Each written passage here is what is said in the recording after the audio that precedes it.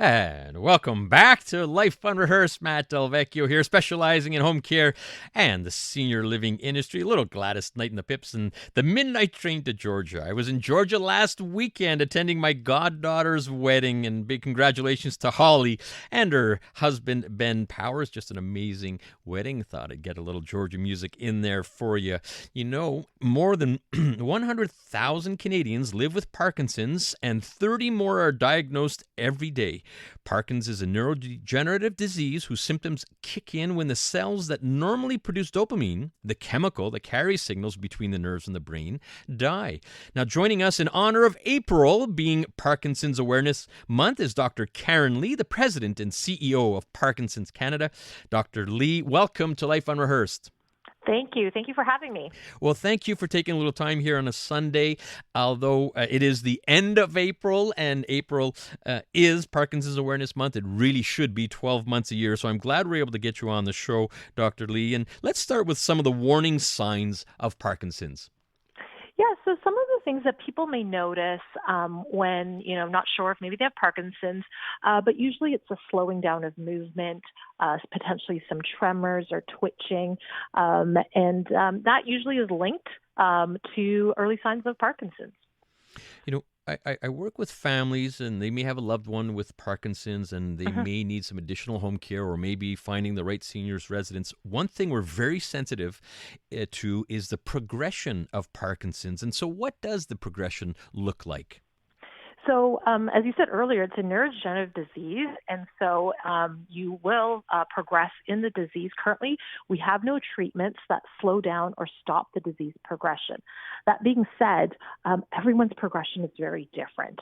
From the time of diagnosis, some people may progress faster than others, and some may not have many symptoms for many years. But some of those progressions, symptomatic progressions, could very much be more twitching, shuffling, their movement slows down. And I think a big piece that people may not realize, we always recognize, I think, the physical symptoms. There's what we would call non-motor symptoms. So cognition is impacted, speech can be impacted, as well as bladder issues. And listening to Life Unrehearsed, Matt Delvecchio here, and I'm talking with Dr. Karen Lee, the president and CEO of Parkinson Canada during Parkinson's Awareness Month. Dr. Lee, there has been a lot of money and resources and research done. We still have a long ways to go. As you mentioned, there's no real cure, but we are seeing progress. And can you give some example of some of the treatments today that are available for Parkinson's? Yeah, so there is a well-known treatment that really allows people to have a great quality of life, and it's a treatment that's called levodopa, and this is where it replaces that dopamine that is missing or is lost because the cells that you said earlier on are basically dying off.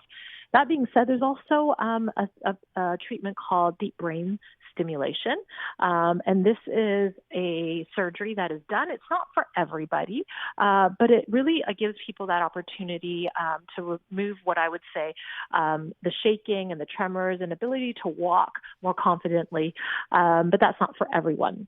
But there's a lot of symptomatic treatments out there to let people have a good quality of life. Now, I hear a lot, just even trying to stay active, even boxing, Parkinson's and boxing. So I guess that's one of the abilities to perhaps delay the progress of Parkinson's is by staying active and physically active, cognitively active. Would that be true?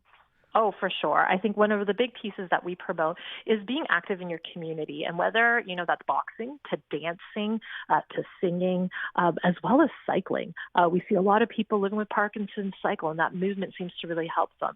So as long as you can stay active, I think that really contributes to hopefully slow down the progression and to continue that good quality of life. Talking with Dr. Karen Lee, President and CEO of Parkinson Canada here. And your website is just fantastic, Parkinson Canada. Congratulations. Lots of information. So can you tell us what are some of the resources available at Parkinson Canada? So we have availability of different resources depending where you live in the country, but some of the main ones are resources information. We have an app called the Care Finder. So if you're looking resources within your region, we encourage you to go there. It's on our website, and you can look up what you're looking for when it comes to programming, to specific doctors, to physiotherapy, as well as we have a toll-free hotline, our informational referral hotline. If you are looking to speak to someone to get more advice on where to turn to, we have people that you can also talk to. But once again, it's the website. Go to it, and you will see lots of options. Yeah, and it is Parkinson. .ca That's and correct. lots of information. We're going to, and you've got those numbers. You've got numbers for information about Parkinson's or donor services, and certainly other inquiries. We're going to get that out at the end of the interview. Now, I want to go back to our discussion about some of the progress. You are at the forefront. You're seeing what researchers are doing, not just in Canada, worldwide. Can you give us some hope here? What is some of the progress being made to fight Parkinson's? Yeah, so of course, we're always looking for new treatments, and specifically the treatments that, as I said, that could slow down or stop the disease progression. There is a lot of work right now in clinical trials looking to see if there's treatments for that. Specifically, an area that's very interesting is instead of trying to find a brand new drug, they're taking drugs that are currently being used for other disease states and called repurposing, and just to see if that could potentially work in Parkinson's. So recently, there was some data that was released using, I think, a drug we're all very much familiar with currently, and that's similar to Ozempic, and that's a drug for diabetes or weight loss. And they're seeing some slight improvements for people who have Parkinson's. So I think that's a really interesting area. But also, I think another really interesting area is looking earlier on, before diagnosis. Are there markers we could look for to help people identify, to encourage them to look for potential interventions to slow down the disease? I want to elaborate a little bit on that, because I'm glad you mentioned that, because Mm-hmm. all of us, if you have a spouse or you have a loved one, a neighbor, and you see tremors and you worry, okay, Parkinson's, but we want to try to get to it before diagnosis. And besides tremors, are there any red flags that we should be looking for Sure. to get Yeah. to a doctor or bring it to their attention? So one of the interesting studies, and it's being led by a Canadian clinician here in Canada, is sleep disorders. We're noticing a big correlation in people who have diagnosis of Parkinson's that earlier on, even before the tremors, they've actually had what we would say very vivid dreams, difficulty sleeping, and there seems to be an association there as well. There's also loss of smell. Once again, these are all very different in different people, but those are some of the markers we've been looking for what we would call the prodromal stages or earlier on in Parkinson's. Okay, very interesting. We're already out of time. I really want to thank you for coming here on a Sunday. Can we just get a shout out for your website? Tons of information there, and where can our listeners reach that?